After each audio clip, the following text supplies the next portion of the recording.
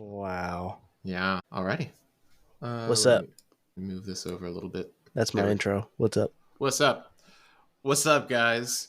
It's your boys. Brian literally has his name in our recording channel set to B Money, and I don't know how I feel about that. Well, you're just Cammy Ron, so whatever that means. Cameron. It's pronounced Cameron. Thank you very much.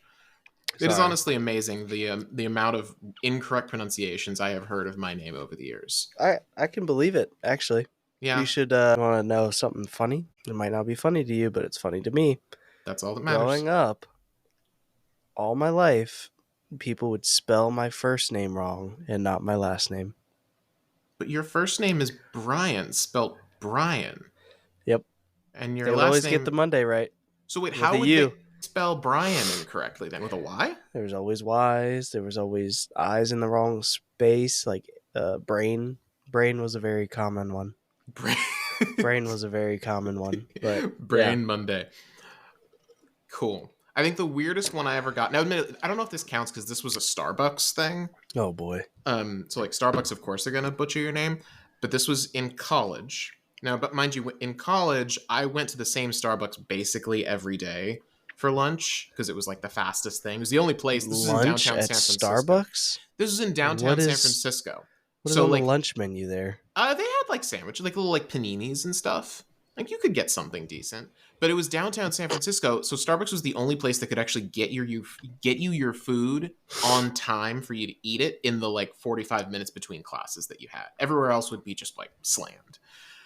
But so I was in there every day. They knew me. Like they knew what my regular order was. They would like guess if I was going to like get something different or not. But they would never get the cup right. My name on the cup. So the weirdest one I ever got Oh was boy. Tam Yan. Tam Yan. Tamyan. No clue. No idea if that's like an actual name in some parts of the world. Were you in drag that day? You know, funnily enough, I was. Oh So boy. that might have been That it. was it. That was the whole reason. Yeah. Anyways, welcome to the Follow Focus. Welcome to the Follow Focus podcast. You caught me on my non-drag day. Oh gosh, it's only So- on Tuesdays. So Only on Tuesdays, thank goodness. So we are doing something very interesting, continuing with our theme of never doing the same thing twice. yeah, we try our best. This is really interesting. We've got a lot of stuff going on that's different right now. Yeah. Namely, we are not in the same place. In this case, we are like, I think we're 10 minutes from each other, let's say. Yeah. Something Give like or that. take. Give So or we're take a not cow far. crossing the road or something, you know? Yeah.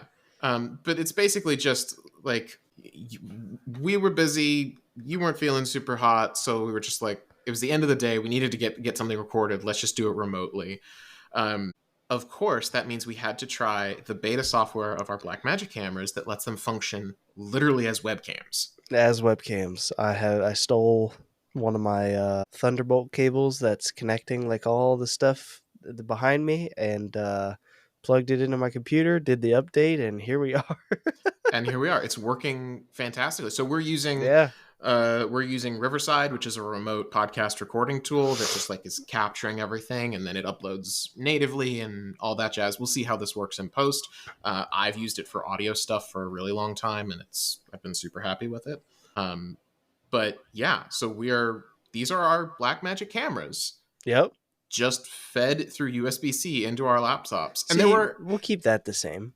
That's been the same. That's been consistent the whole yeah, time. it's the same cameras, but it's like plugged in through different things. And we made a few fascinating discoveries while we were doing this. Bear in mind, this is the beta software, so like Cam subject loves to change. beta software on stuff that he uses regularly. Honestly, I do love beta software. Like as soon as the next iOS public beta, I'm still running iOS public beta. I'll install that thing all day long. For stuff that is like my laptop or my camera, I'm much more hesitant. Yeah. Also, Adobe products. Very hesitant to do Adobe products. Like you're running the Premiere beta. Yeah, I do the beta. Yeah. Which has some cool stuff. Like I'm really excited for that to go mainstream. I don't even think I downloaded it because of any special features or anything. I was like, oh, beta, that usually means there's more than what's in the regular one. So let me just do that. And that's what I did. You're not wrong. It's just like, I don't know. It makes me nervous. Mind you, Adobe software is unstable enough Already, yeah. on the main Yeah. branch, so I why didn't not? know I didn't know a pink screen was a thing until I started editing on my MacBook. So Pink screen? Have you told me yeah, about this? yeah. When I'm editing and my computer, like, so Windows is a blue screen. That's when it just the whole OS just crashes and then it restarts. It's a blue screen. Right. So like when the Mac crashes, it's a pink screen. A pink screen pops up and then it just restarts. Okay, that's bizarre because I've been a Mac daily driver for like my entire life Hey, and I've never seen a pink screen. yeah, yep. Yep, when I was rendering the three 6K feeds for the last podcast, I was trying to do the raw feeds, I got to about 85%, and then it just went and pig screened everywhere. And yep, Interesting. I'm used to maybe this changed with the M1s or something, I don't know, but they used to be that when on the Macs, their version of like a blue screen, like a whole just like OS yeah, shutdown would be like a black screen with like a light gray power button icon in the yep. background, and it would say it would say kernel panic. That's what it said. Kernel Panic. Kernel panic. Wow. Oddly enough, my drag name. Oh boy. I'm glad it's not Sunday. Jesus would be looking down at us like, what is happening right now, bro? Yeah, no, but on Mondays on Mondays he's looking down. He's like, "Good show, guys." Yeah, good show. Good job. Boy, we don't even Anyway, need to go there. so some of the things that we found while getting our webcam versions of our cameras set up. Yep. One interesting thing that I find, and this might be useful to anyone else who's like doing this, is that if you want to have settings for like overlays, so like we wanted to have focus assist and false Yep. color and zebras and on all of on the our app, on the remote app. Yep. right. Yep. So you showed me you can turn those on and off from the remote app, but Yep. if you're turning them on and off on the camera itself, there you go. Oh, sorry. Enabling false color, which we can do. And it's actually like captured that Yep. way because it's just basically a video out. It considers the USB out, the webcam out option, to be the HDMI feed. HDMI. Yeah. Yep. So you can, so like we were having trouble of like, how do we get our LUTs to show up in the feed? Because we were turning it on and off and doing all stuff, and it was not appearing. Yep. And it turns out you have to enable the LUT overlay for the HDMI output, and only then will it work. And none of the overlays or those options are on your app. So I had to walk around my little table, and so did you around your desk to Yep. go switch those things on. But Yeah, that's a good. you could do the focus assist, right? So I Yeah. got So mine you, on. Yep. I guess that kind of makes Do sense. the zebras. The zebras are there. Yeah. False colors there, but it has to already be triggered on the other side, I think. Possibly. I don't Maybe. know We didn't because test that part out. We didn't we go didn't that test far. that, but it has to be like the app has to be enabling it for the HDMI out Yeah. as well. Maybe it just triggers it for all outputs at once. I don't know. But Mm-hmm. so that's the thing you have That's a to good point. know is if you want, and you don't want to turn on clean feed for HDMI out because then it won't display the Yeah, LUT. then you lose everything. Yeah. Yeah. So you just got to know it considers it an HDMI out. I could see them changing the phrasing of that at some point, or maybe making They it so that might. it's I was gonna say they might add another because they already have the option in there that you have to go in and click use as webcam. So yeah. there might be a webcam tangle that gives you all these options and Because you stuff. already have a tab for like your overlay settings for the LCD screen, the HDMI out, and then Yep. the viewfinder. Even though we don't have We don't have viewfinders those. Yeah. Yeah. attached. We're Yeah, broke. It's fine. Yeah. it's not even that we're broke. I just would never use it. That thing I is so ugly. It's ugly, but also like Looks like an alien appendage just sticking out off the top of your camera. yeah, it does kind of. But Now like the Ursa one is pretty cool. If I'm not mistaken, it comes out off to the side, like the right Ursa above the one, monitor. Like the Ursa that's one and the Pixis one too, I think, yeah. are both like they They look actually normal. and they connect just through rails. Like they're Yeah. physically mounted through rails. So you could actually mount that thing wherever you want. And the Exactly. Yeah. Pixis one I think connects through USB-C. That's so yeah. That's so so like neat. nothing's stopping you from like running like a 15-foot USB cable and Yeah, literally just having it over here. You shoot over there. I have my eye in on this, you know. Yeah. I've just never been a big viewfinder person.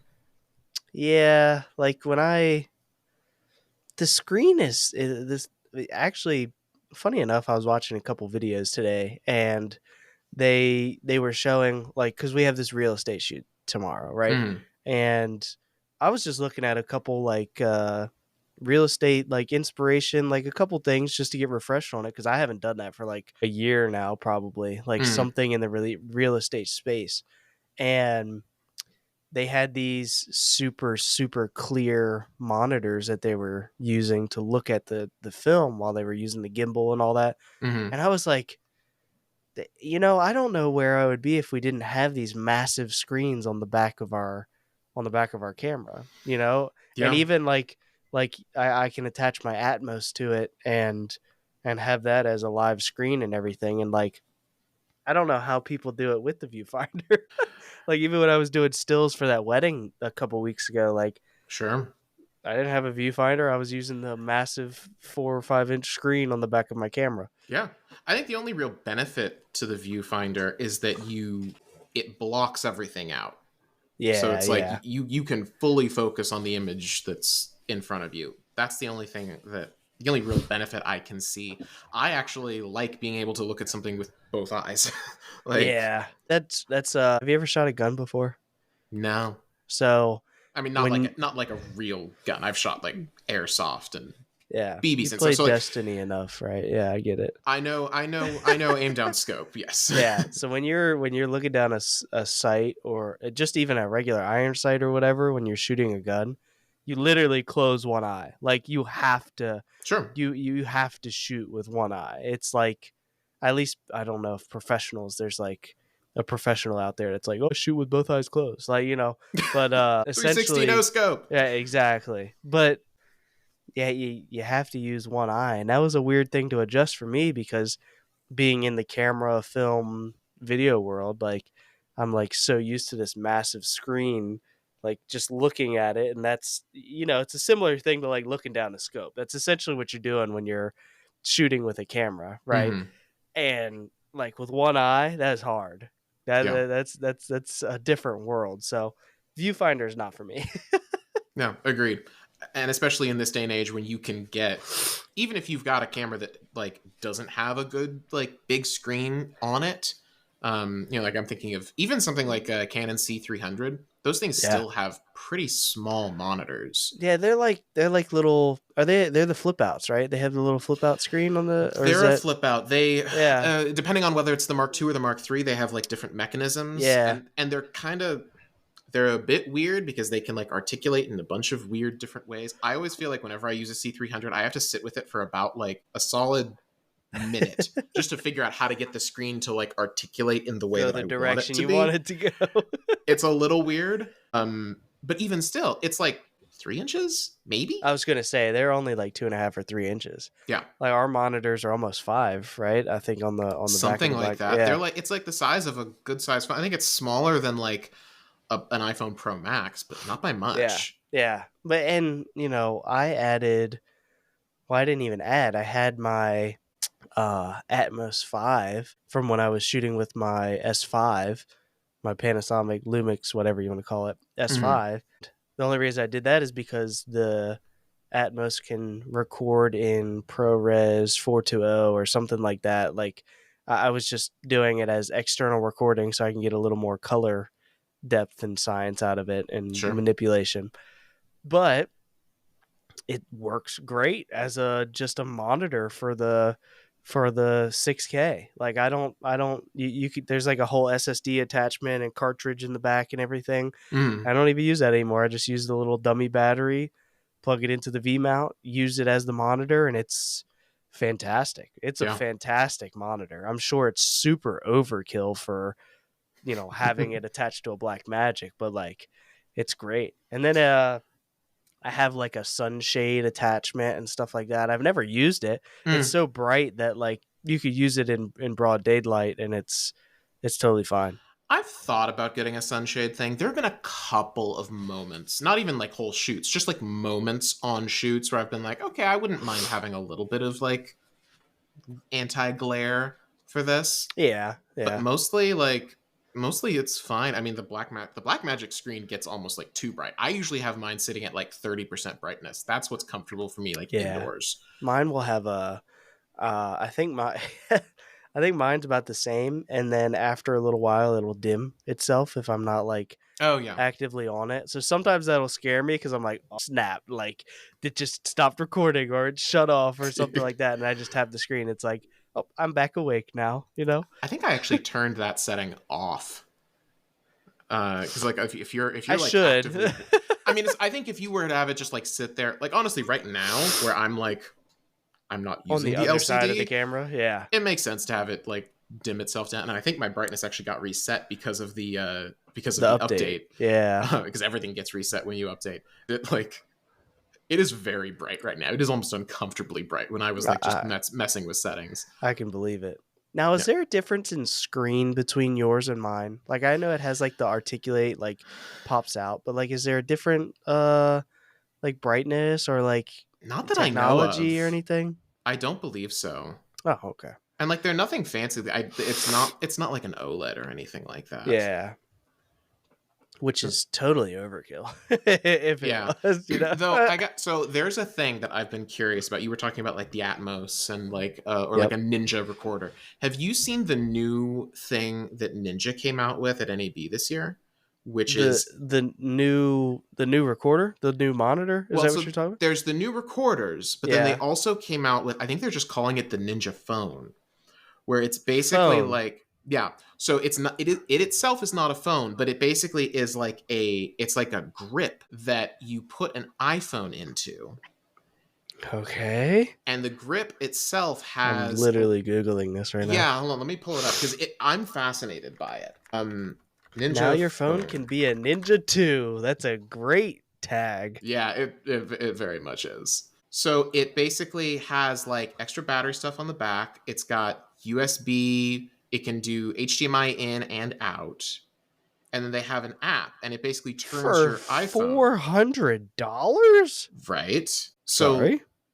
yeah. So getting that kind of recorder for $400 because you've already got a phone. Like if you've got a decent iPhone, that thing has an amazing screen. Bro, I didn't even know this was a thing. Brand new. I don't even know if it's shipping yet. I think it's coming out. I think it's shipping like this. And you can do like you can stream on Wi-Fi Oh, or did I tell cellular. you? I need to show you one thing here. Can I share my screen? Is this gonna. I How think do you I can do share the this? screen. Yeah, I think your screen will actually show up as an extra Open video system input. settings. Use password. Fingerprint. Uh, You gotta give it oh. permission. Oh, it's gonna have me quit. Damn. Yeah, Never mind. stupid Chromium stuff. Well, you probably have it. You probably have it. Wait.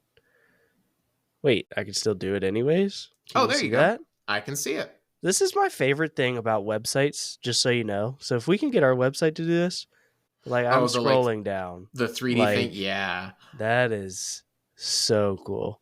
Like, anyways. Also, this will show up as an extra video stream. Oh, So that's cool. So you can still see my camera.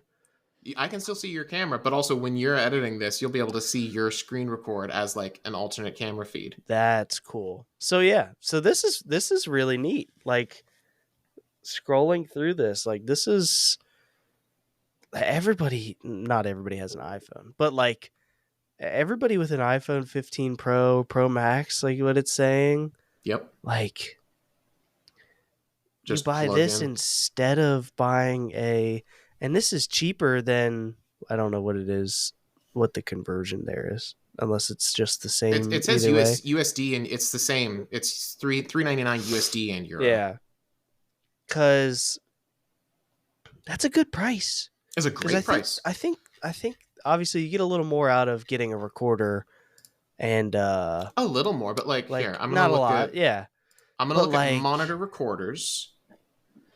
I'm gonna look at the what's the difference? I'll just look at it. I'll just look at the regular Ninja. yeah, so it does everything ProRes. Regular Ninja is $5.99. Yeah, So yeah. it's So you can get a Ninja 5, I think, for like the same price as this, but the Ninja 5's old. Not old, but like older. Like yeah, because this like is cool. The Like only this is a good piece of technology. It's super cool, right? And like the only thing you are getting more if you get an actual like full recorder. But the Yeah. stuff that you're getting is stuff that your phone has anyway. Like Yeah. you're getting a really high quality screen. Your phone has a high quality screen. You're getting Wi-Fi. Your phone has Wi-Fi.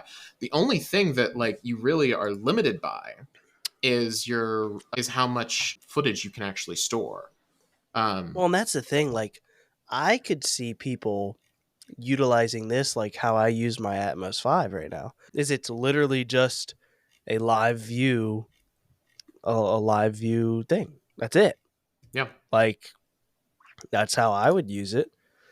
And then if you can hook, how's the connection on this? That's what I don't know.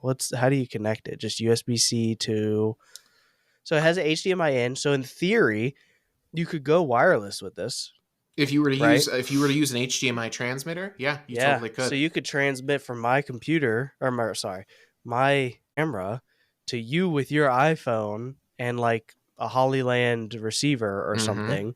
And you could be sitting over there on the couch with your phone just pulling focus or changing color or adjusting that. Sure. That is sick. Now, That is really cool. admittedly, I don't think I have the dongle out here. I had it out a minute ago. The last time we recorded at your place, Yep. we used my laptop as a reference monitor so we could see what And the it was camera was saying, great. and it Yep. was great. And that was just using a cheap, literally like a $30, if it was even that expensive, HDMI to USB C dongle. Oh yeah, you can get them cheap now. That's Super for cheap. sure. So that was into a laptop. I have used my iPad with that same dongle. Really? Yeah, there's an app. Shoot, I forget what it's called, but it's a really good app. iPad HDMI in app. And it basically just makes it Orion. It's called Orion. And it basically makes it so that you can use any one of these HDMI to USB C adapters, plug it into the USB C port on your iPad, and it will just display whatever that signal is. Now Um, that's pretty cool. they give examples of using it with like you can plug in like your Nintendo Switch into it, and you can plug in whatever.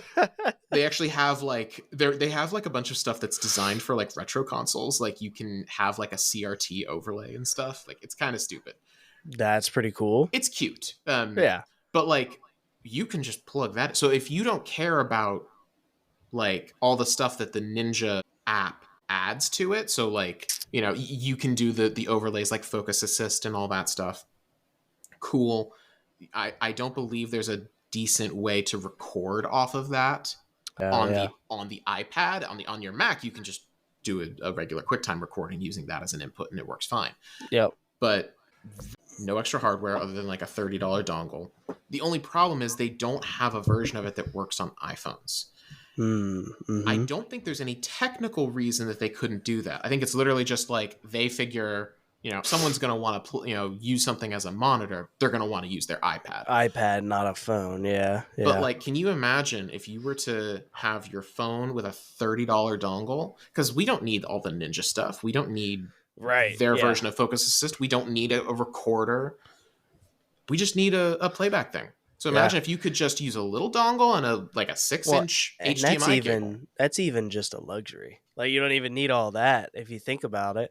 But like everybody has a phone in their pocket, so it's Mm-hmm. like if you could just connect, whatever you have, Lightning, Micro, or USB C, like to something that flies your camera's HDMI. Like that's huge. That's a big, plus. That's a big benefit. Just having your Imagine, cell phone. yeah, imagine if the Blackmagic app, either the remote app like we're using for like Bluetooth control, Yep. or even the Blackmagic camera app. Imagine you just plug your full size Blackmagic camera into that through USB C, and suddenly it is a full remote viewer thing.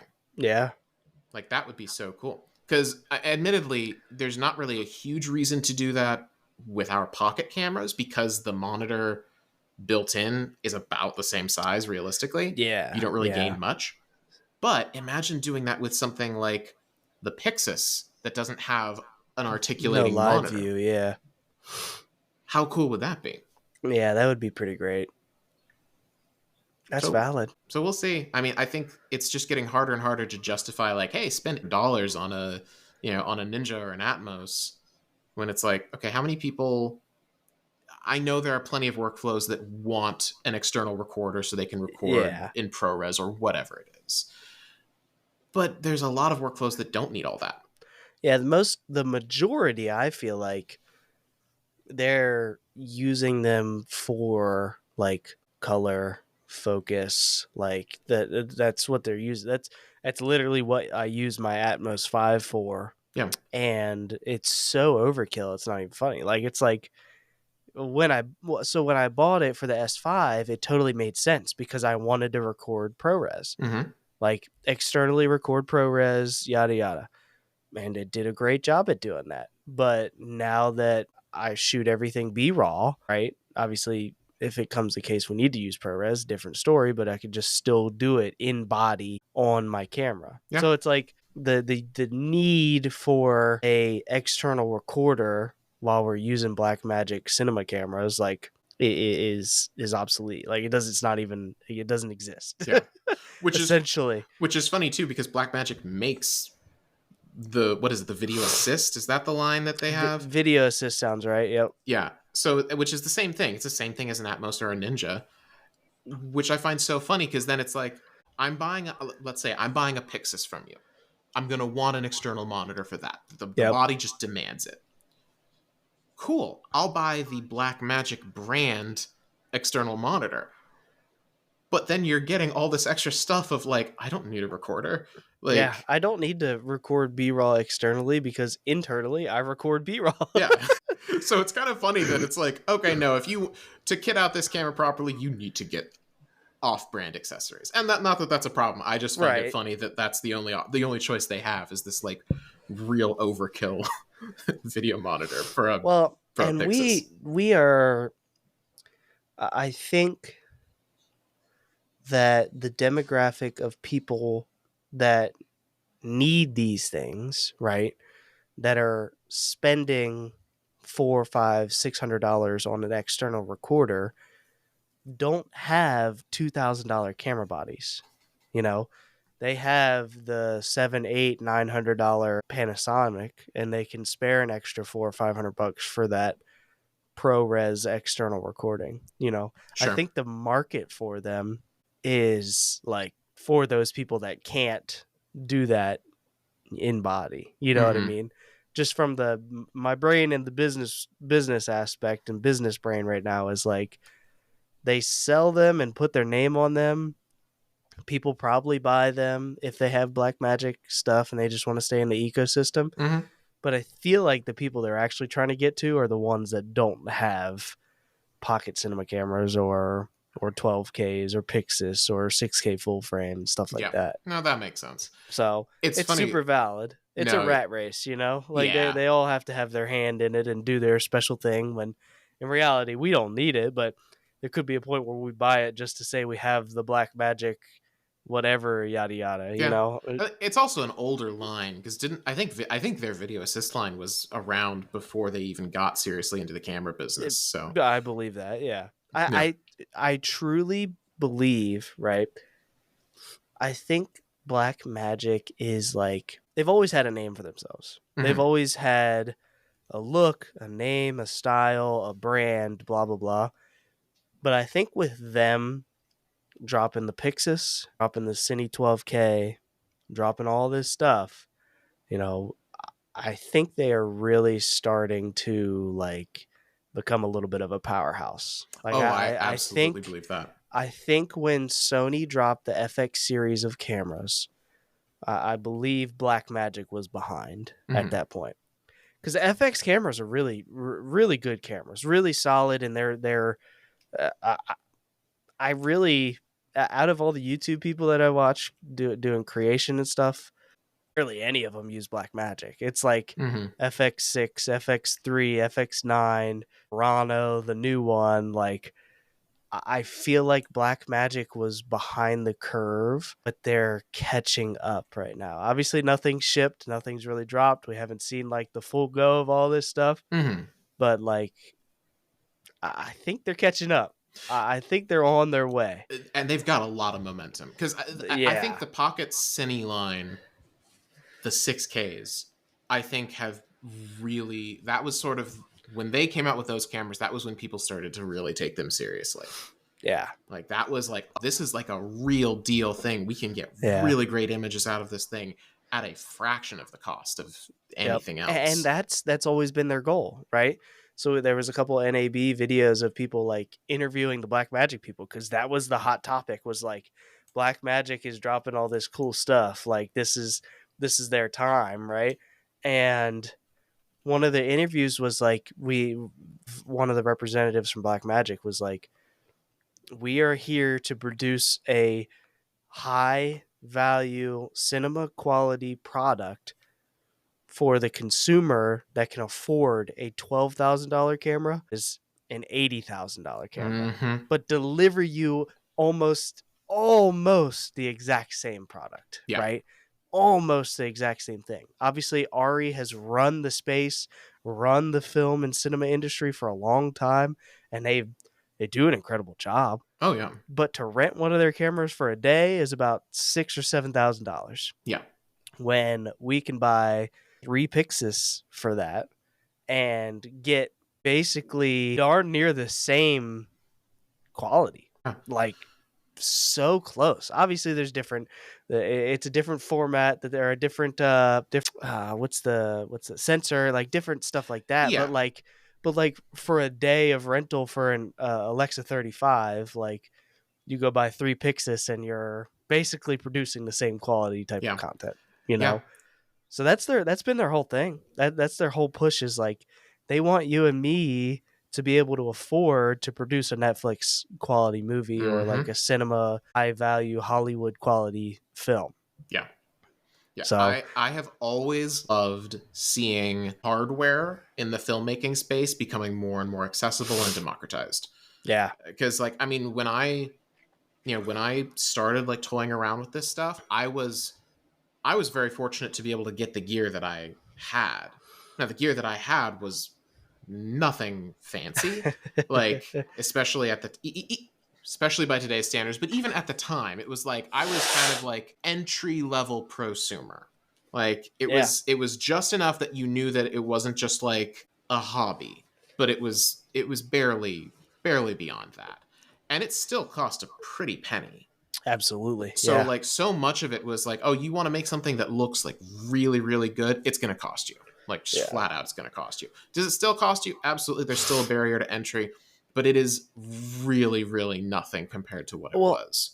a second, like my 6K that I bought uh what was it, almost 2 years ago now. My 6K, I guess almost 2 years. Probably a little over a year, not almost 2. But like it was $1,000 for the Mhm. body. And you can find these 6Ks for 700, 750 right now Yeah. with old EF lenses. So if you have an old Canon camera, even behind you, like you're rocking a 5D or you're rocking something like that for video, you could easily transition into the Black Magic world. Hi Bear, what's up? But with a low budget barrier of entry. You got a pup this time? I know. Just the one or Got just I can hear just the one. tail hitting the leg Yeah, of your desk. wherever Shadow is, I don't know. He likes to be a lone soldier sometimes. That's fair. I respect You can that. see the tail wagging over there in the corner. Right, Bear? Hey, what are you doing? You want to come here? Come here. Be Yes. on camera. Come on. For those of you Come who are on. just listening, you got to find the video for Yes. this one because oh Oh. my goodness, he's such Oh, a there he cutie. is. You say hi. Oh, you little What disc you doing? jockey. You all good? Oh, Yeah. You all he good? just wants snugs. That's all. Yes. Is mommy not giving you attention? Apparently not. Okay. Go back to her. Oh, Wow. Love you, bud. so cute. I know. He's literally a brute, but also a teddy bear at the same Yeah, time. that's the best kind of dog, honestly. Yeah. But yeah, anyways, yeah. The barrier of entry is so low in theory. Like you don't need a Pixis. Yeah. You can even get 4K. Like we never talk about the Blackmagic 4K, like the Pocket Cinema 4K. But like It's kind of like the iPhone SE, where right, like most it's of us, there. it's like most of us are like, yeah, no, no, no, it's great that it's there, but whatever. But actually, it's But like, no, that's a great phone for the yeah, price, yeah. and it's a That's the good same thing camera. for there are some, like I don't even think the 5D records 4K. And the 5D still costs you $1,000, Oh sure, like an old body of the 5D. hey, does it? Do they not even? Hold on. I know the older models, but I don't think they did. That's the older models definitely didn't. I want to see. Hold on. Okay, the newer ones do. Okay, The newer ones do record at what price point? at 2300 new. Okay, and you could get a Pocket 4K for Gosh, hold on. I'm gonna look up B&H. has to be a third of the price. Let me see. Pocket 4K. I assume they're still selling them. Yeah, there they are. In stock, ships next day for 1300. And that's a brand new sealed inbox one. Yeah. So if you were to go onto eBay and go used, You like even on B&H, used is you can get a used for 930, like yeah, through B&H. and I'm sure you could get a deal on like that's where I got my Black Magic was eBay. It was $1,000, right? Yeah. So you get a 4K for probably 700-800, right? So it's just crazy. It's just crazy to me. Uses Like, micro four thirds lenses, yep, which are I used for a very long time with my Panasonic, which is great. External recording through USB-C, just like we're talking about. The same 13 stops of dynamic range that the 6K has. yeah, The same dual native ISO, and it comes with a DaVinci Resolve Studio license. Like, man, that's kicking. yeah. Meanwhile, you're looking at the so I don't have a ton of experience with the codec here, but the codec that the 5D shoots for 4K is JPEG video. Now, How does that work? I have experienced this codec before. It has been a long time, I will say. But I mean, you know what, like, for those of you who don't know, a JPEG is fairly heavily compressed. Yeah, like the most compressed you can get, isn't it? Like I think JPEG's like the bottom of the line. I mean, JPEG is basically like I would consider it to be like the still version of H.264. Maybe Yeah, even slightly worse than H.264. I would definitely say is slightly worse. Yeah, Yeah. So that's interesting. that's odd. And it's very odd. But I mean, it's probably because it's a still camera. So they've got like JPEG capabilities baked in. They don't want to license a ProRes. It's weird that they wouldn't even have it be like AVC HD or the Yeah, H.264. at least that. Yeah, That's a little weird to me. But I don't know. Maybe they've like kind of moved the 5D away from, because for a while 5D was like it was the accessible cinema camera. That's what it was. yeah. It was like the 5D, even still today for like photography purposes, right? Mm-hmm. The 5D is still the staple. Like it is the like staple for Oh, as a still good, camera, absolutely. yeah. But like we're at a point where we can get a body of a camera, use our old EF lenses for $1,000, and we are producing such high quality film and video that it's not even close to Yeah, working with like a 5D. yeah. Okay, this is fascinating. I'm digging into the specs a little bit. You can record AVC HD Okay. H.264 video on this thing, but only in 1080p. If you want to record 4K on a 5D, it has to be motion JPEG. That's interesting. So I think it's literally just a case of it does not have the processing power on board to compress something into H.264, because H.264 is much more source heavy to create and to read. That's like its whole Yeah. deal. It's more efficient, it looks better, but it's more processor intensive to write files and to read them. JPEG is like super easy to do. Yeah. So that's probably what it is, which I mean has always kind of been the 5D's Achilles heel. I remember when they could only record a few minutes at a time of video before their buffers would fill up and you had to like let them literally cool down before they could record more. Yep. I mean, it's just a case of that's not what they're for. It was never Not what meant to they're be that for. camera.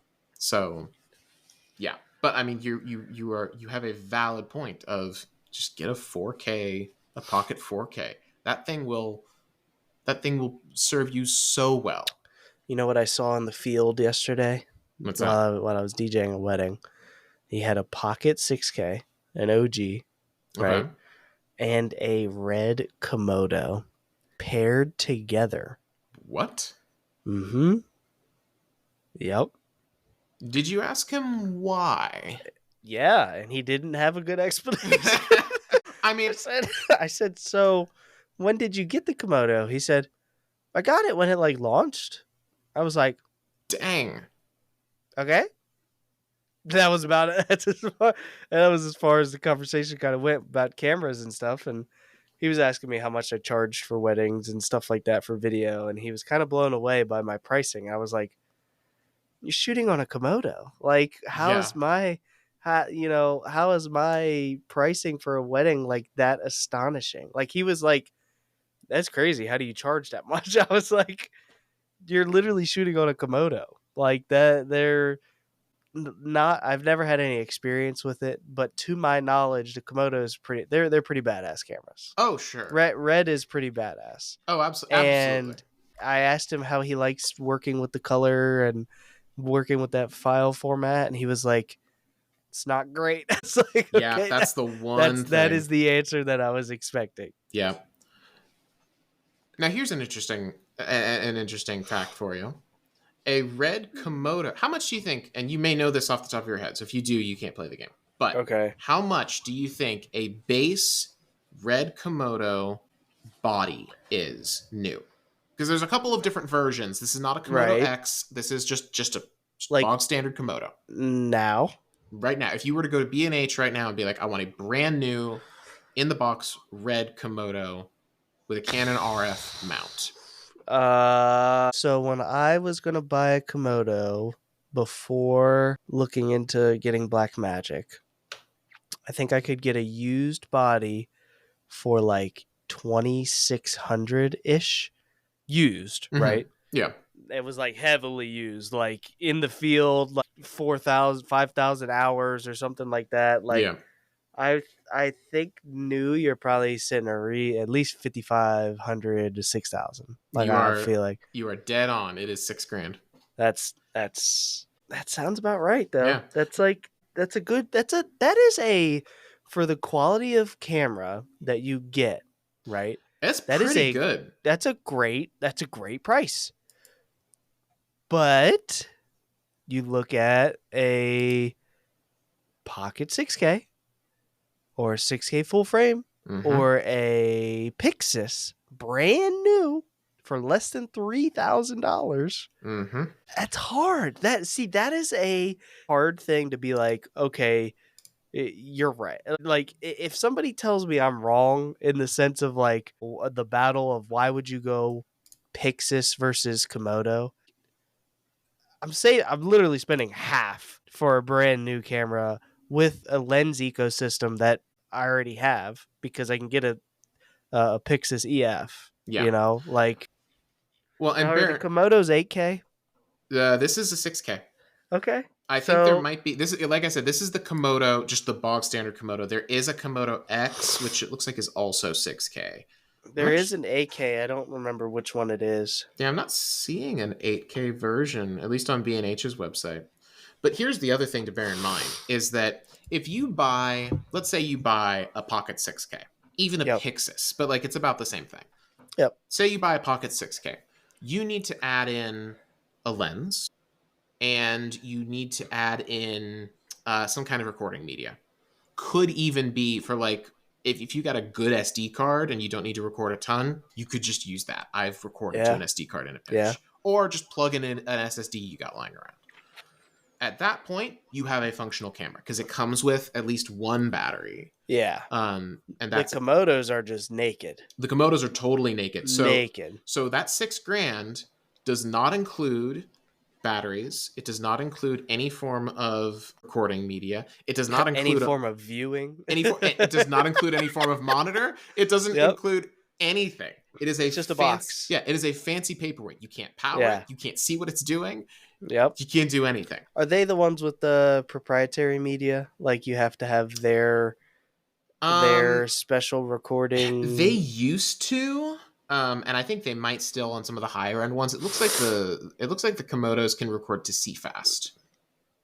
Okay, so it still cost you, you know. You still need CFast cards, or you can go with their like proprietary media. And you have to get good CFast cards too, because there are pretty trash CFast cards. You get a Yep. good CFast card, 256 gigs. That's already costing you a couple $100. Yeah. Like right off the. And how much red code raw do you think Oh, 256 gigs can 256 capture? gigs? Yeah, yeah. Like, Yeah, good luck with your 5 minutes of video, you know? yeah.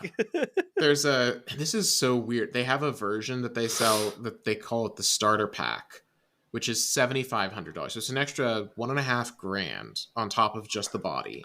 Yep. That includes 2 batteries. Okay. That includes a lens adapter to adapt to EF, Okay. which I find really funny. We're talking now. And that includes a 512 gigabyte card and card reader. Okay. You still don't have any way to see what it's doing. So let's compare that to the 6K full frame. Okay. Uh-huh. The other day, the 6K full frame was going for 1,500. Yeah. Right. Yeah. You can get. Does the 6K full frame do EF? I can't remember if the full frame has the EF option. We were actually talking about this the other day. Hold on. Or is it just PL?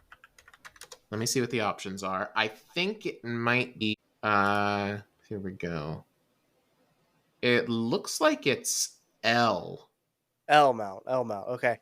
Let's backtrack a little bit. Let's go to a Pixis, right? Mhm. Pixis will cost me 2,800 for the EF. It's 2,900. it's $29.95. It's $3,000. Okay, for the so EF. $3,000 for the EF, right? I already have a whole EF line of lenses, right? Because that's where most people come from. Most people have the EF lenses, unless you're a Sony wiener. Which I think is pretty telling that the quote unquote starter kit for a red Komodo includes an adapter to EF. To EF, right? So we don't even need the adapter. We're still at $3,000. Yep. Right. We have a screen. We're still at $3,000. It's not, admittedly, with a Pixis, it's not the most usable screen because of the orientation. Right. We have a Pixis. I was thinking full frame. So we're at a Pixis. Let's say we add a screen, right? Let's add a little Atmos 5. That's $350. Sure. $400. Okay. So that's $3,400. Let's add a 2 terabyte SSD. Okay. So we're at $3,600. Mm-hmm. And we have a functional camera. Yep. Like, there you go. Okay, let's add a V mount. Let's add a V mount and a battery, right? Okay. Sure. So we're at $3,750. I don't think I'm missing anything. No, not really. And you're also literally half. And you're getting 4 times the storage capacity Yeah. of what the Komodo starter pack has. Yep.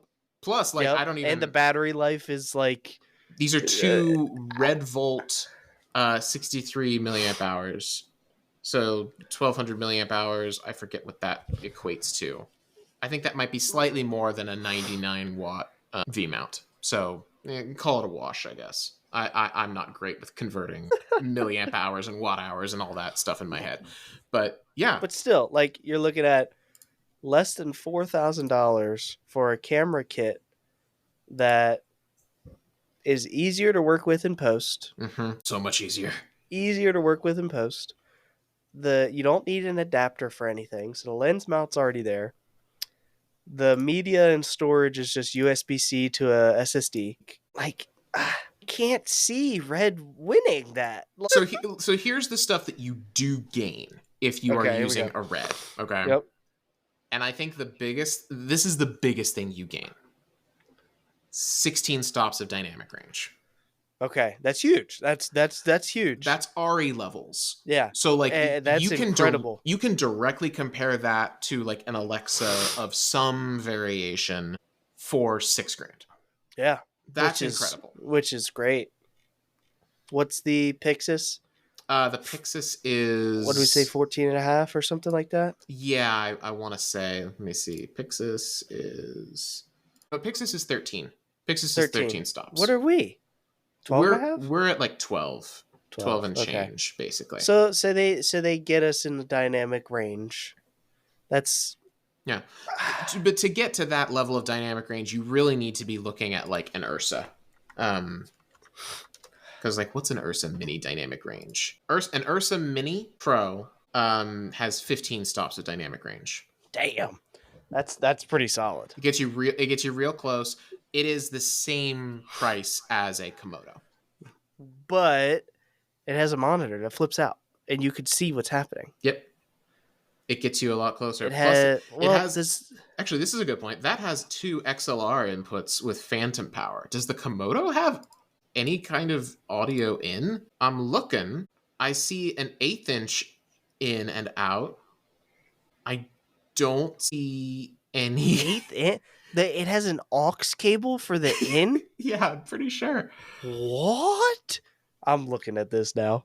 I mean, that's just me looking at looking at the imagery. I'm looking at the Where we at? Komodo 6K? Komodo 6K, the 6 grand one, just the basic. Okay, they have a global shutter. That's cool. Sure, global shutter is nice. Audio in and out. It has 1/8 inch mic input. That's it. Really? Yeah. Now, Okay, so admittedly, you get 15 minutes of record time with a 256 gigabyte card. woof. Yeah, you love that. Okay, That's go if you're ahead. like maxing the thing out. That is 6K Red HQ. Yeah. You're maxing that thing out. You do not need to be recording at Red HQ. Honestly, Oh, it if you're has a little using this thing, stabilization too. ooh, that's nice. I Okay, will so it also has a say, couple little things. and Okay. it does actually have a screen. If you look at the back, it has a little touchscreen. However, I don't think you can actually view video on it. I think it is strictly Okay. for like controls and menus because it's like square. It's actually like slightly vertical. So I don't think there's a way to view video on that thing. If there is a way to view video on that thing, it is not a good experience. I can tell Their you that website's much. pretty sick. What, the Red website? Yeah. I haven't been. I used to go to the Red Camera website like daily when I was a It's kid. Super 35, so that's cool. Oh So you're sure, competing with the Alexa 35. yeah, 16 plus RF mount. Okay. yeah. That is It's an RF that mount. is interesting. So and that's why the starter pack has the RF to EF. To Like that's. EF. And I'm not a red hater. Oh no, Just to I'm make not. that known. Absolutely Like no. Now this is interesting. I They have a. I will root for all camera brands, even Sony. I know you're not a Sony guy, but like I'll root for Sony. If Sony can make an FX image that I has actually like, then I'm absolutely down. Which they yeah, I can. don't They can. Like the FX series or like the stuff that comes off of the Venice, like it's FX the gorgeous. FX series has done a good job. They've Absolutely. done a really good job. Sony at the Being in the price. consumer world, Yeah, like Sony in the consumer or prosumer world, I'm not a fan of. yeah, Now there's yeah. an interesting thing here. So they actually have examples of record time in other settings. If you are recording R3D MQ, so they've got HQ, MQ, and LQ. Yep. HQ is the top one. That gives you 30 minutes on 500 gigs. Medium quality gives you 48 minutes, and low quality will give you an hour and 17.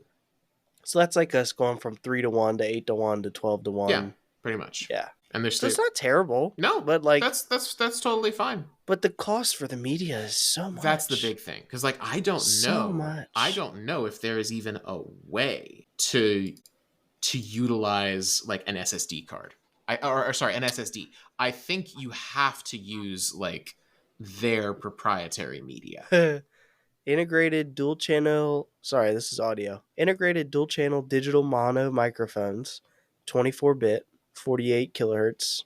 I think that's the word. Yep. Uh a dual channel via integrated 3.5 millimeter audio jack, 24-bit, 48 kilohertz. They make it sound so fancy despite the fact that it's literally just a headphone jack. Headphone jack. Dude, that's so on top of needing all of this extra stuff, needing the starter pack, you also need something that records high quality external audio. Which admittedly in the cinema world, recording production audio on body is very rare. Right, yeah. So, I mean, still, It still like is like, if you're boom micing, you still need you need a zoom, or you need something to record oh yeah, into. Like for us, we'll boom up and we throw it right into our little mini yeah, XLR, absolutely. you know? I love having that. Now it really depends on the workflow. Where like there are some people, the people who use like these cameras, they Yep. do not care. They have like a whole truck of stuff that comes with them. Like, Right, yeah. for the most part. I mean, you met a guy at a wedding who was using a Red, so like that's a little bit of a different environment. I'm thinking of someone like Porter, who we love on TikTok and uses Red. Yep. Yep. I think he uses Komodos. So He's now using those little it's lav packs that record everything separately. So audio's yeah. all separate. Yeah. Yeah.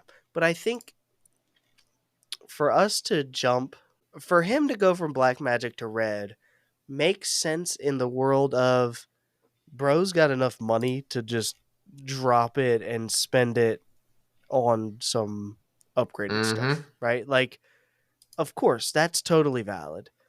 But you, I don't think anybody would win the argument and say, my budget is $7,500. I'm going to top it out with a red Komodo. Like, I would call you an idiot. And I would say, you should be buying two Pixis or two Blackmagic 6K full frames and kit those things out with everything. You could probably even buy a nice Manfrotto tripod for each one in addition to it for Absolutely. that budget. Here's the other thing. Again, not Red haters. Not red hater. Not Red No, I'm haters. not, I not would even. never say it. However, Here we are. this is something that I would say. So we have been using an app on our phones that is a Yep. Bluetooth control app for the Yep. Blackmagic cameras. It works beautifully. It's a lovely thing. I believe I paid for the professional version. I believe it costs something like. You're very moody now. Thank you. I was boosting myself up because The sun is setting. my son just disappeared from behind Yeah, me. natural light. It's a cruel mistress.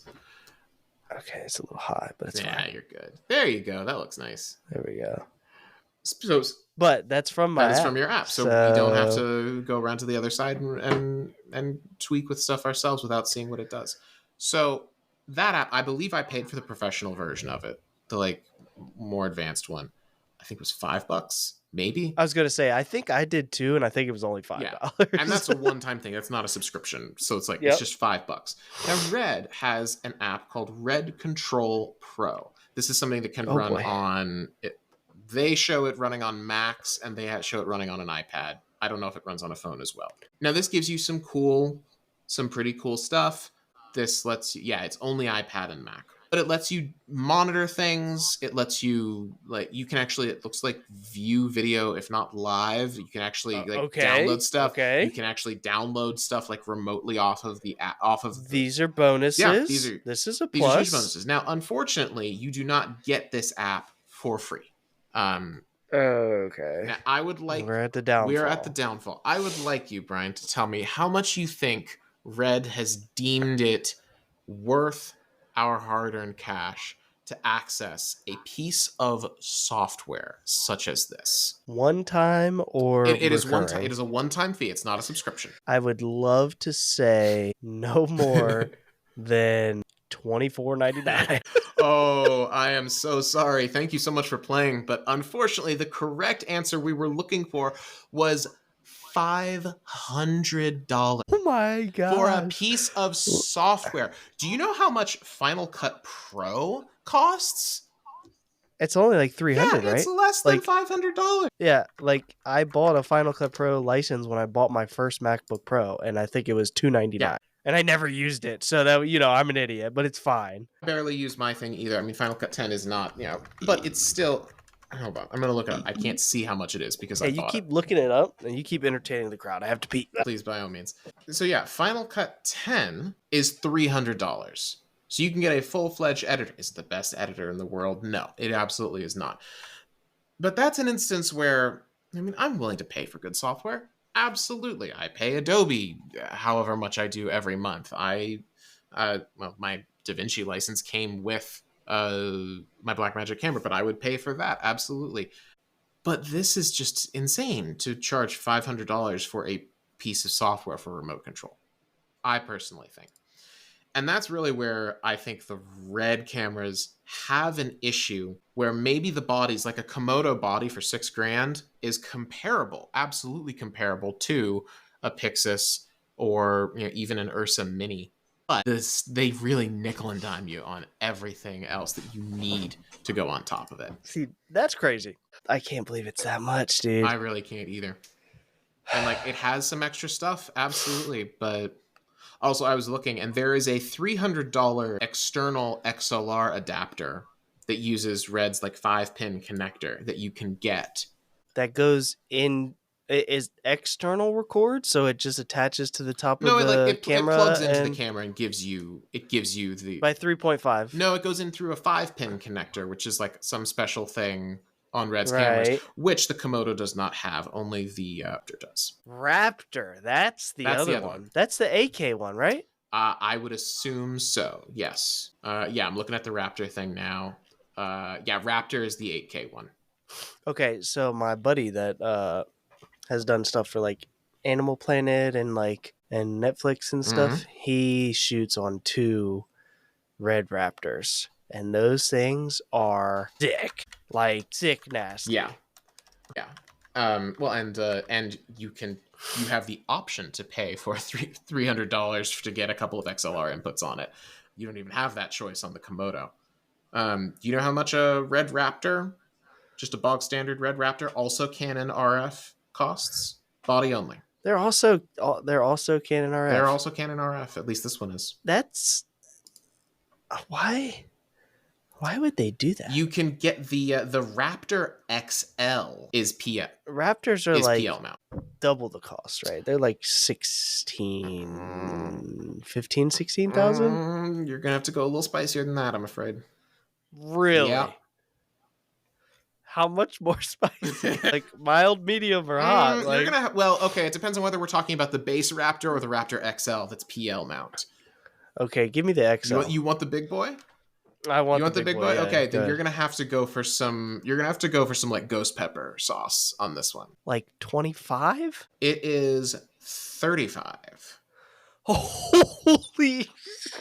That is 35 for body only. For the box. Just for the box. Oh my god! Now they have a pack that comes with. It actually comes with a monitor. The other starter pack didn't come with a monitor, which kind of boggles my mind. Comes with a 7-inch. Comes with a 7-inch monitor. Comes with a handle and some brackets, so you can actually kind of rig it out. Comes with some batteries. Comes with 2 of their CF Express cards that are 2 terabytes each. So, wow. And it comes with the XLR adapter. So actually, this starter pack is legit. This starter pack is like, you get this and you can actually you can go out and shoot with this thing. It comes with 4 batteries.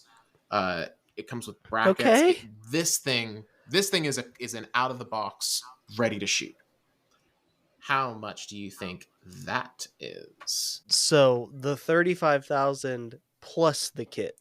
Right. So you're getting the $35,000 body, and then the extras that make it into something that you can actually use. 35. Bear in mind, you're getting getting 2 terabyte CF Express cards. My God, 45. There you go. Holy crap! $45,000. And 8,000 of that is those 2 cards. Absolutely, bro. So my buddy has the. I think it's just the white V Raptor. That's just the bog standard one. Yeah. Yeah, I think that's the standard one. You know, the standard one that costs $35,000. Sorry, $25,000. The V Raptor is $25,000. Oh my God, is it that much better? Does it have like 75 stops of dynamic range? 17. My goodness. So yeah, it's gonna look beautiful. It absolutely is gonna look beautiful. It's a full frame sensor. It captures 8K. What did Porter buy? Gosh, I think he was Komodo's. I'm pretty sure. Oh, he just went Komodo. He's cheap. I feel like it was Komodo, but he also bought the van. Now he's broke. We get it. I mean, he also bought 4 of them, 3 of them. I don't know. Oh, valid. I don't know how many Okay. shooters Maybe he he's has. not. Like but he's got multiples. Wow. I'm like blown by that. That's crazy. Yeah, I love there's some reviews on it, by the way, on B&H. It's only 4 because I guess only 4 people have been able to afford it. And this Are they what's the star the rating? star rating is 4.5 stars. So Wow. sure, Okay. people love it, absolutely. It can also do 8K at 120 FPS, so Okay, that's you can get rad. legit slow mo off of this thing. But so this one review, very nice dynamic range and color. 8K 120 FPS is buttery. Um, every accessory that goes with it is expensive, and don't you dare think of getting a 1 terabyte CFast Express. It'll chew through that. You need 2 to 4 terabyte cards.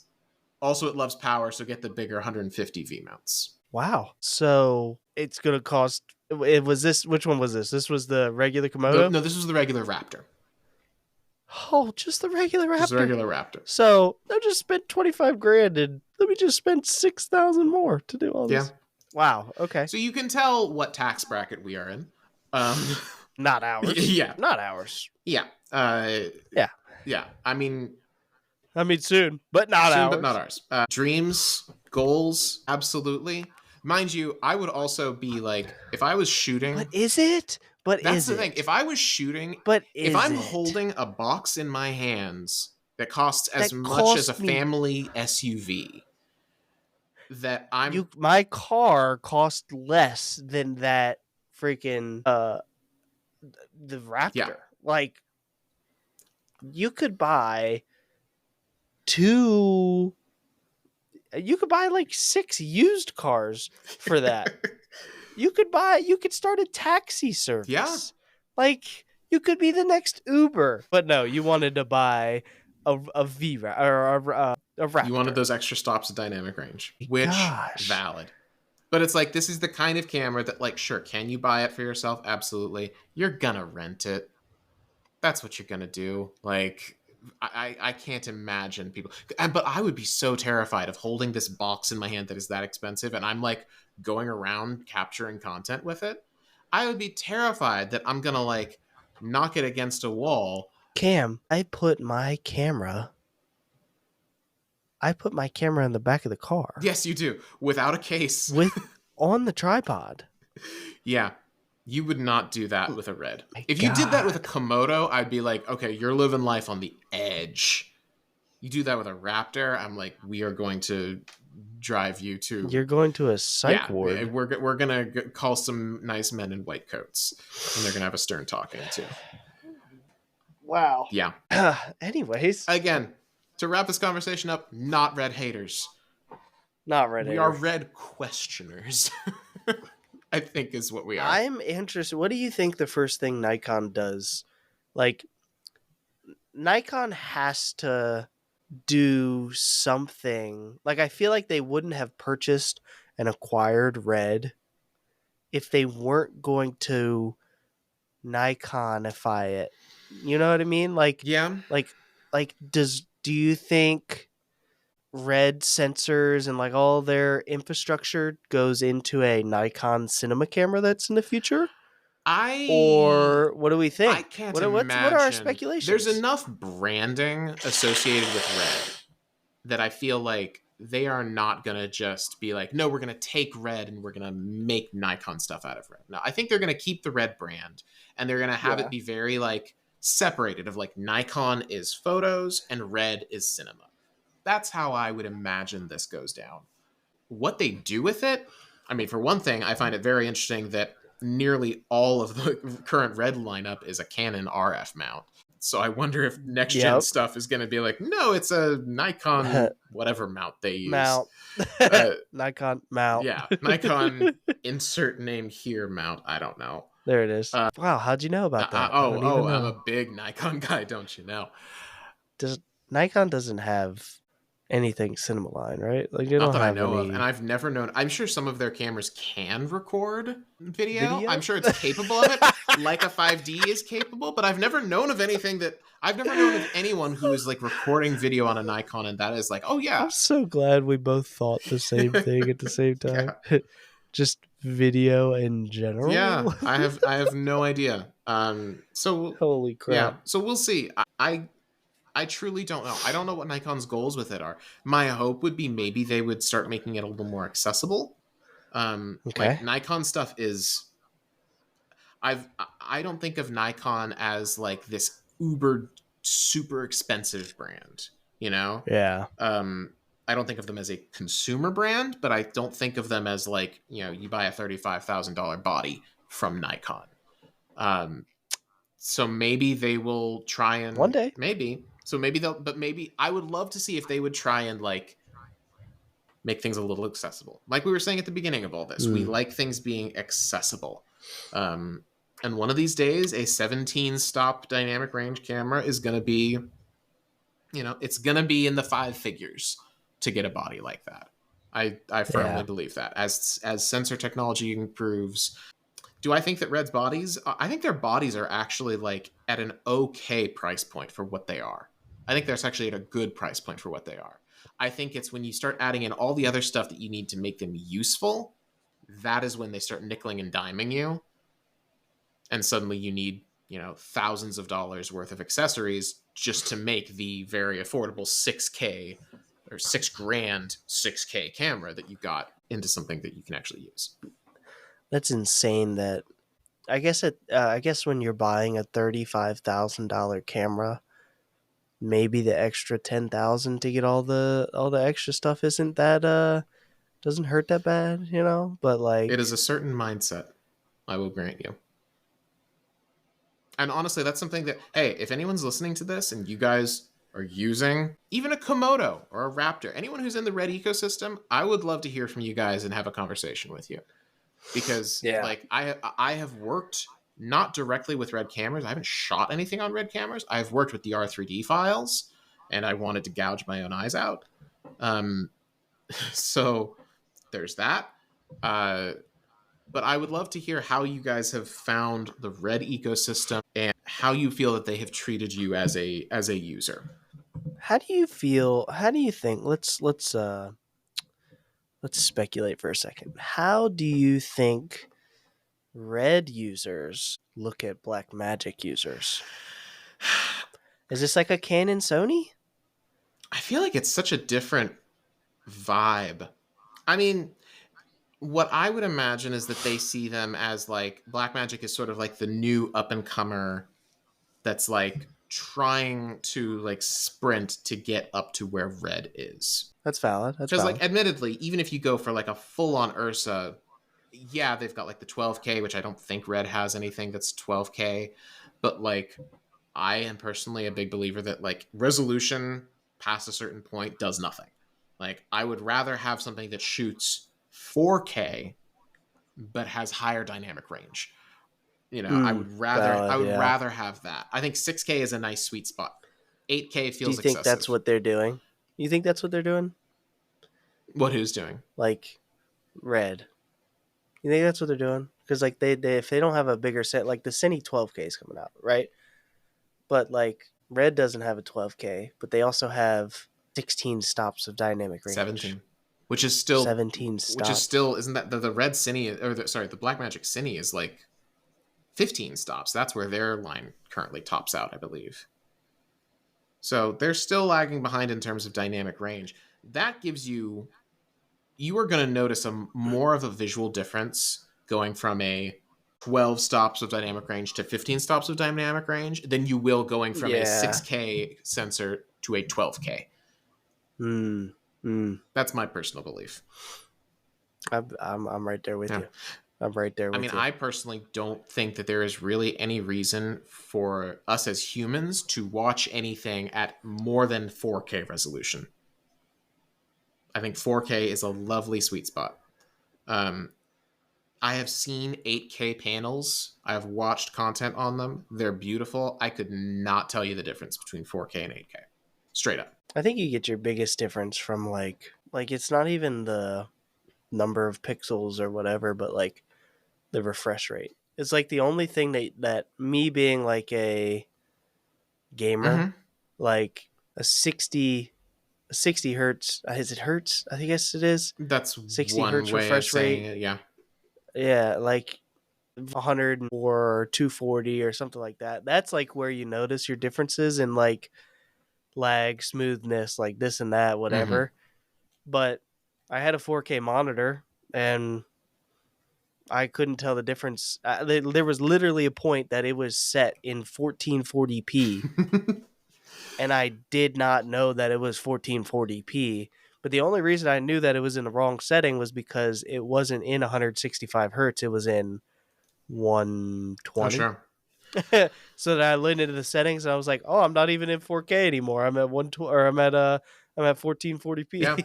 The thing that I find really interesting though is that like you talk about refresh rate. You remember when like the Hobbit movies came out and they had that version in theaters that was they were showing it at 48 frames a second instead of the usual 24, and Yeah. Yep. people hated it. Yep. Gaming likes high refresh rate. Film does not. Yeah. Yep. So I think it's a good correlation. I don't think anyone wants higher refresh rate stuff. Capturing higher frame rate stuff for slow mo, I think, is lovely. I think Yeah. that makes sense. I Yeah. think it's more of a like if you look at standard dynamic range and high dynamic range panels, like in a Best Buy or whatever, you look at those side by side, you can tell that there's something else going on there. You're seeing Yeah. colors Yep. on one that you cannot physically see on the other. Yep. I think I mean that's also dynamic range. So I think that is more what you're looking at. You're looking at stuff that can shoot in HDR, that can give you more dynamic range, and maybe that works with different glass. I think full frame global shutter is a great thing. Those are the things you want. Yeah. Wow. What a tangent about red. I think half of our conversation here was I think about it red. was. It's been a while since I really dug in and looked at so much. This is the problem that Red has. I think is that I say The problem red has is that you have a problem. no, the problem is that someone like me or you, someone who, someone in our tax bracket Here we go. Yep. thinks of red, and we just immediately are like, yeah, they're gorgeous. No way. There's no way in heck that I'll Yeah. ever even consider getting a red because I just assume correctly that they are incredibly expensive.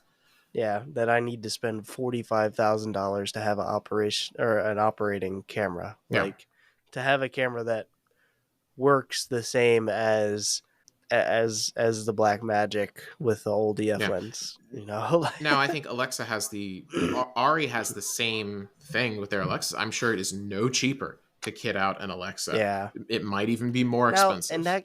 that could be. It has to be. There is no way that it's cheaper. Yeah, but they just have that like their reputation is that. I think that's. I think so. I think kind of processing it in my brain that might be exactly what Red's doing is to be a direct competitor with Ari, but come at a price point that is not at the Ari level. Black Magic is competing with, like the Reds being like, okay, we can kind of keep up with them, but then we want to give it to the guys that make less than $200,000 a year. That's a good point. Like, Yeah, yeah. So Red is trying to give you Ari quality at a Red price point. Black Magic is trying to give you Red quality at like a Canon price point. yeah, yep. Yeah, because Canon's cheap, Yeah, That's what it is. the price of well, I mean the price of a C300 is comparable to the price of a Black Magic system all in. You know. Yeah, yeah. It's valid. Yeah. I think we came to a conclusion with our red So we're discussion. not buying a Raptor, is what you're saying. I don't see us doing that. No, no. If we each took out a second mortgage Yeah, and well, pooled I that, would need a first mortgage and that's true. then the second Okay, mortgage. so Yeah, you get a first mortgage and a second. Get them both at the same time. yeah, You'll save time that way. And then perfect, I'll get the second perfect. one, and then together we can get the express. We I can get the just, CF I'll Express tell cards. my agent, I'm like, I just want you to go ahead and tell them that I just need an additional $65,000. I'm not going to give it to the seller or to you, but I just need it. They're like, I oh, I okay, just sure. need it. All right. I think Yeah, we have talked enough about camera bodies and whatnot for today. We've been talking for. This is our longest episode yet, I think. We really went on a roll. No, not the longest one Hour and yet. 25 minutes. I Can't think be. that's longer. Have we been recording for hour 25, or is that just our call? No, that's recording for an hour and 25 minutes. That's pretty That was good. pretty Then. good. I can look at our previous episodes and I can tell you. Do it. Okay, there's an hour and 36 minutes. We can beat it. I have two more topics. So we'll talk about the gear I just bought, and then we'll talk about our upcoming projects. It's already too long. Come on. Give it like 10 more minutes, dude. You're fine. My light is fading. Your light? My light is fading. Look at like me. In your heart? Yes, it is. Wow, that's terrible. The people have heard us talk. At least talk about my lens that I'm. Tell me about your lens, because I am excited about your lens. Okay, what is it? 17 to 55? No, didn't you say it's a 7? Hold on, I've got your text up. 17 to. It's like a 17 to 70 something. No, I don't think it's that high. You said 17 to 55. You are correct. Oh yeah, I'm a genius. Yep. 17 to 55, 2.8. It is a lens that fills the gap in my arsenal. Yep. The lower gap, because we were just talking about the 24 to 70. I think it was the last episode. We were talking about getting that, blah blah blah. But I was just. We're doing this real estate shoot in the next couple days. And you want a wide angle for that? I have my 16. I was like, let me just see what's out there, right? So I did some research on YouTube and found that there was such a thing as a 17 to 55 2.8. So I looked it up and I was able to get it for like $300. Very nice. And it's an EF mount? It's an EF mount. Not EFS? Not EFS. Interesting. Oh. That's exciting. Because that is a really nice zoom range. Like, I still like having I think mine is mine 14 or 15? Sigma 15 to 35? Is that one? It's not 15. It is this one, which is stop giving me pop-ups. I can never remember what the low end of it is for some reason. 18. Oh wait, no, that's a 35 prime. Boy. I thought you'd be ready for this. I wasn't ready to talk about. You wanted to leave. I did. Now it's gonna bug me. 35 millimeters zoom. What I'm here for. Show me the zoom. It's an 18 to 35, so you're actually just a little wider. Just a little bit. Just one extra millimeter. And then I go into a 55. Yeah. So that's pretty. I think that's a pretty good. It's pretty good. The only real trade-off that you have is you're at a 2.8 instead of a 1.8, which is what mine is. Yeah. Which still isn't bad. No, not at all. Yeah, still not bad at all. You know, and I don't think I'm gonna miss anything from 55 to 80. Like I don't think. I don't know. I don't see I just see very specific. If you're in that range, then you're okay going to 7, but jumping to 70. I think that's where you can pop the 70 to 200 on, or you can do your 85. If you want something that doesn't weigh 5 pounds, and you'll be happy with that. The 85 is probably pretty close to the weight. It's a heavy little lens. I haven't actually held the 85. Even though it's a little guy. So it's dense. It's a little guy. It's mighty. Yeah, it's mighty. It's got a lot of glass in that little tiny. Because it's the same. I think it's actually the smallest lens that I have. I think it's only a little bigger than your 50. Really? I mean, primes are in size. Yeah. Well, the 50 is the only prime that I have. Primes are just you can get primes so compact. Yeah. But I think it's going to be a cool little addition to the family. I'm excited for you to see how it looks. I'm excited to use it on some of my shoots at some point. And I also don't have a zoom lens. That's going to be a game changer for you. Absolutely. That's big. Yeah. Because I do have a zoom lens, but it's a 70 to 300, right. 4 to 5, or I don't even think it's a 4. I think it's a 5 to 5.8 or something. For something that focal length, disgusting. Yeah, that sounds right. Yeah. So I'm pretty pumped about it. I'm excited. for $300, or 350, whatever it was. But like, The used still lens market is a something. wonderful thing. And the EF lenses are pretty inexpensive. Yeah, for what they are, absolutely. They're still good Yeah, lenses, but yeah, it helps. yeah, that's what I.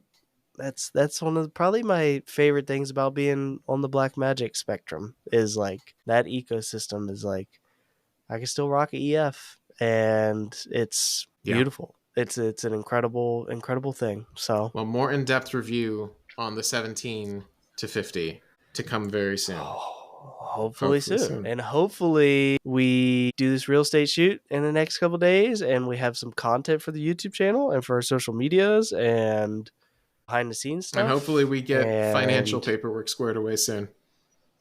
At one this day, point, that's the only thing we're one really day, missing. we're kind of just in like a like not even a black hole. We're We're just in like limbo. floating around in space right now. Just like we've done everything that we can. We can't put our feet on the ground to do any more. Please So give me an employer identification number. that's Woo. all I want. Is just to be able to open a bank account and spend all my money. It's fine. uh, But one day, very yeah, soon. one day, within the next, what do we think? Week? I think it Two should be weeks? within the next 2 weeks at the maximum. Did they ever confirmed that they got my They signature? did. Oh, They okay. did. Don't worry. They said they Okay. sent it off, and they said they said Thank 2 to 3 week lead time is what they've been seeing with everything. So fingers crossed that should be happening very soon. yeah. By the end of next week, if we don't have it, I'm quitting. That's going to be difficult to quit something that we haven't signed any paperwork for yet. I put my name somewhere. That is true. It was somewhere. Well, I tried to get us to 136, Oh, but I'm so sorry. you're pushing Just a me out of little here. too I get it. short. I get it. I gotta. I'm used to that. I gotta get my beauty rest, man. I don't know. You slept until what, 1 o'clock today? Noon. Come on. Crazy. What are you gonna go do? Play video games and? I will have you know, I have an email to Oh, send. I'm ready. I Yeah, have but an what? email to send. I have What? multiple emails to send, actually. And considering it is a Why holiday, didn't you do that at 12:30? because I was playing video games. Okay, that's not my problem anymore. that, Zel- that Figures. Zelda Tears of the Kingdom ain't gonna play itself. All right, Oh boy. we gotta wrap this up. Thank you guys so much for listening. This has been a Purple Donut Studios podcast. We're excited to have you Podcast. guys back for another round of nerding out about camera Oh bodies next yeah. week. Yeah, That's just what literally. this show has But become. by next week we'll have our cool toys, Even so more. we'll be able to talk more about More it. cool toys is more good. All right. More good, more Peace, better. everyone. We'll see you next time. Bye.